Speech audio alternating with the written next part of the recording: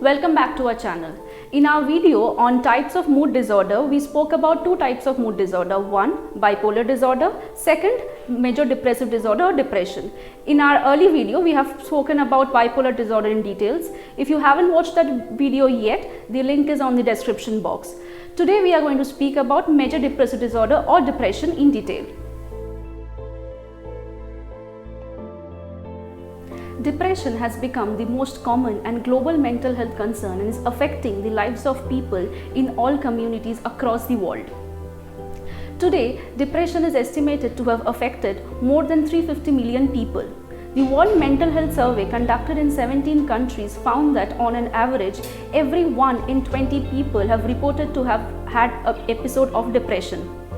Depression starts at an early age and it reduces people functioning and they are often recurring. The demand for curbing depression is on a rise at a global level.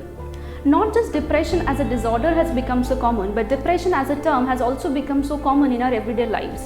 Often we see people loosely saying that I feel depressed or I am depressed today, but the clinical meaning of the term depression is not what we know. Let us know what depression is all about. Now, before getting into the details of it, let us know a bit history of depression. Depression was initially called melancholia. The earliest account of melancholia was found in Mesopotamian texts. During that time, all mental illnesses were considered to have caused when someone was taken over by demon or have been possessed. This idea existed in many other cultures, for example, Greeks, Romans, Chinese, Egyptians, etc. Hippocrates suggested that mental illnesses and personality traits are a result of balanced or imbalanced body fluids, which he termed as humors.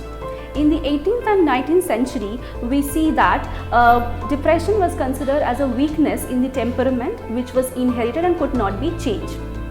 In the 1970s, a group of US clinicians was the first to term major depressive disorder. Depression presents itself with sadness, loss of interest in everyday activities, disturbed sleep, loss of appetite, a feeling of unworthiness, etc. This problem can be recurring or chronic and can lead to impairment in an individual's ability to carry on with the everyday activities. At worst, depression leads to suicide. It is estimated that every year more than 1 million lives are lost due to suicide. Depression ranges from mild condition bordering on normality to severe psychotic depression, which is accompanied by hallucination and delusion. Depression can change an individual's thinking, feeling, and can also affect his or her social behavior. It can affect people of any age group, including children and teenagers. There are several types of depression. 1. Major depression. Major depression lasts for weeks or months and is one of the types of severe depression. Another is dysthymia or chronic depression. It is a milder form of depression and it lasts for several years.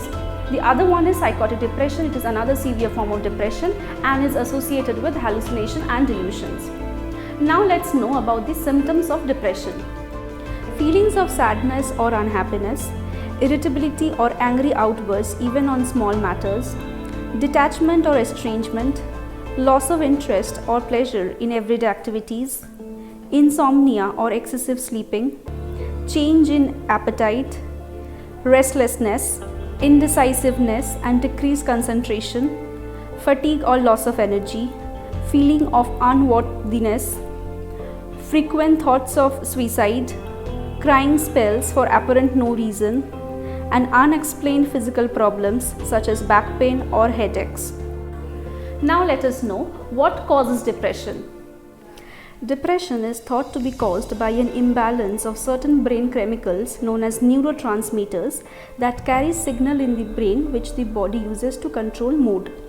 The other factors being genetics or heredity, stressful life events, mental illnesses such as schizophrenia and substance abuse, or postpartum depression which women develop often after the birth of the baby, several serious medical conditions such as heart disease, underactive thyroid, cancer, HIV or use of other certain medications, alcohol and drug abuse, low self-esteem, trauma or high levels of stress due to financial problem, breakup in a relationship or loss of a loved one, social isolation. Now let us come to the treatment of depression. Most of the time we hear people saying that changing the lifestyle or changing how we look or moving to a new city might help us in curing depression. But all of this can't cure clinical depression. Let us know what are the treatment for depression. First is pharmacotherapy or medication, which includes antidepressant medication which helps to balance the chemicals in the brain that controls mood. Second is electroconvulsive therapy. This therapy is mostly effective in severe depression and it helps in improving the mood in those people who don't get better by other treatments. Third is psychotherapy. From mild to moderate depression, psychotherapy is the best treatment option. There are two types of psychotherapy that are used for treating depression. One is cognitive behavioral therapy or CBT. This therapy basically helps in changing one's way of negative thinking. The other is interpersonal therapy, which is used to help people understand and walk through troubled personal relations that might cause depression. People with depression are more likely to take resort to alcohol or other drugs. Complications of depression include increased risk of physical health problems and suicide.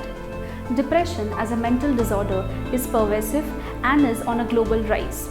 On an individual, community and national level, it is time for us to be aware about this disorder and support those who are suffering from this disorder.